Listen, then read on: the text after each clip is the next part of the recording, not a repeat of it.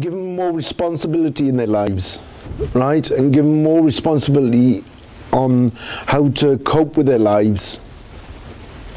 Because sometimes the social workers and all that can overtake their lives and not give them enough freedom. And they feel enclosed and they don't know where to go further. People with mental illnesses can go further if you allow them to. And a lot of medication prevents that. Because what you need to do is not just drug them up with medication, it's talk to them and discuss it.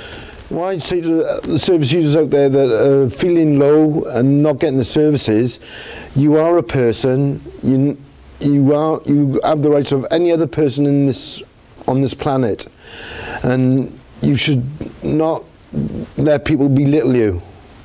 You are important, and you should never let people walk over you, because I used to be walked over, and because I thought I was nothing, but you are important.